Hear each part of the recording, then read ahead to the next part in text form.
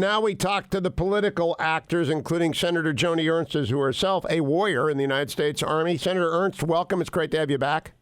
Gosh, thank you. I am glad to be here and excited to talk about this topic today. What did you make of the briefing yesterday? Two of your colleagues did not like it, but of course, Senators Lee and Paul are kind of outliers. They're good Republicans, but they're outliers when it comes to national security. What did you make of the briefing that you received? Well, goodness, they are good friends, and I do enjoy working with them on a number of different issues. And I think everybody walked out of the briefing with different ideas. But Joni Ernst's opinion of the briefing is that it was done quite well. I was very pleased with the information that we were presented. And, of course, the briefers cannot tell us who gave them what information and from where. You know, we certainly can't identify sources out there, but it was very clear that they established a pattern of bad behavior coming from General Soleimani, and they indicated then that the intelligence they had gathered showed that he was going to continue escalating and killing Americans. And so without getting into the details, I felt that it was a very good briefing. It was very well done, and I feel very, very confident in the president's actions and where we're headed from here now looking into the future with Iran. Now, Senator Ernst, I've been following this very closely for a week, and the New York Times this morning has a story that begins with the revelation that American spy agencies at 2 p.m. on Tuesday told the White House in a squawk that there was an incoming attack. I have long believed that we have a source within the mullahs or the IRGC that does not like Khamenei or Soleimani. I've long believed that because we've had a lot of information. I don't know which mullah it is. I don't know how many generals are on our team. Do you believe that there are people within the regime? There are clearly people within Iran. They've given up their lives, 1,000 of them in the last few weeks, murdered by the regime in Iran, not Iraq. But those people have been killed in Iraq as well. But do you believe there are people within the regime who do not support Khamenei and are glad that Soleimani are dead? Well, and again, my belief, yes. My belief, yes. Iran could be so much further advanced. They could be interacting and engaging in much more trade around the globe. I think that there are people within their own communities that understand that, but they have been held back.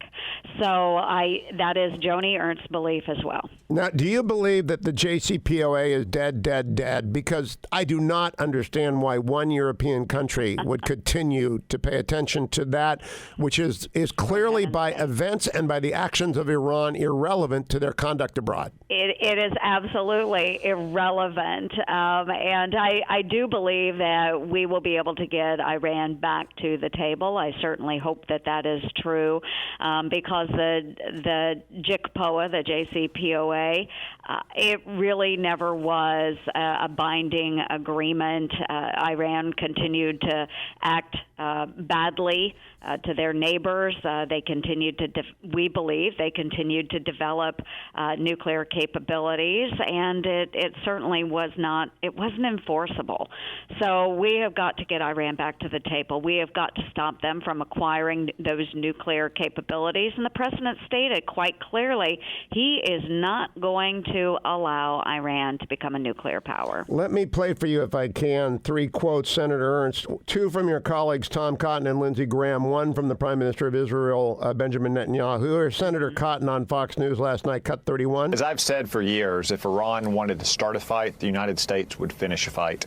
That's exactly what President Trump has done over these last couple weeks. His red line was the same going back to last summer: do not harm an American. And when Iranian proxies wounded our soldiers and killed one of their interpreters, he struck back in a measured way against that proxy force. And then Qasem Soleimani and their proxies tried to attack our embassy in Baghdad. And Qasem Soleimani learned the hard way that President Trump means what he says. Here is Lindsey Graham. Soleimani was up to no good. He was planning another attack. A third grader could figure that out. Last night, I always believed that they were trying to kill Americans. If you lob missiles inside an airbase, what's the intended consequence? To kill people inside the airbase. We're lucky. We moved our people out. We had 4 hours notice. But I said last night, I think it's more good fortune than it was lack of intent. But here's the good news. The president made a very bold decision today to allow things to calm down. This speech will be talked about long after his second term. This is on par with tear down this wall, Mr. Gorbachev.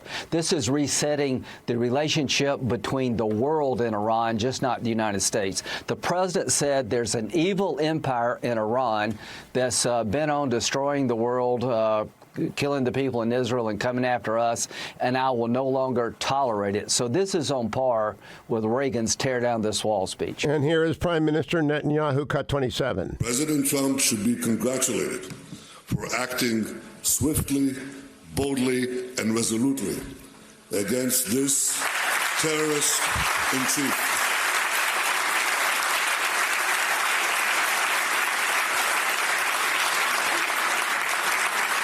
For acting against this terrorist in chief, who was the architect and driver of Iran's campaign of carnage and terror throughout the Middle East and throughout the world. Senator Ernst, your reaction to your two colleagues and the Prime Minister? I think they are spot on. And Senator Cotton Tom, when he stated that the president had drawn that red line and, you know, Iran, if they want to start a fight, then we will end the fight. He is absolutely correct. I don't know that another country would want an all-out war with the United States. And that's not what we want. I don't think that's what Iran wants. Senator Graham has been all over this. You know, Lindsey has worked diligently with the president as we've moved through this last several weeks. But again, the president, he had that red line. He communicated that red line quite clearly to Iran. They crossed the red line, and he did act swiftly. He acted swiftly. It was resolutely, and deterrence has been restored. Now, Senator, you're a soldier. They can't cross that line. You're a soldier, and there are a few of them in the United States Congress. What were you thinking during those hours when Iran had launched their missiles, but before they struck without effect? Well, I was very concerned, first and foremost, with the American lives that were on the ground there. I was very, very concerned that there would be notifications going to families, and I've had to make one of those notifications before, and it is the worst experience I think anybody could ever have in their life. So that was my first thought, just sending prayers, you know, please, God, watch out for our men and women. You know, they are there to protect us. Second thing is that now what is our response going to be after those battle damage assessments are done? Of course, taking stock in the human cost, taking stock in what equipment, what infrastructure has been lost.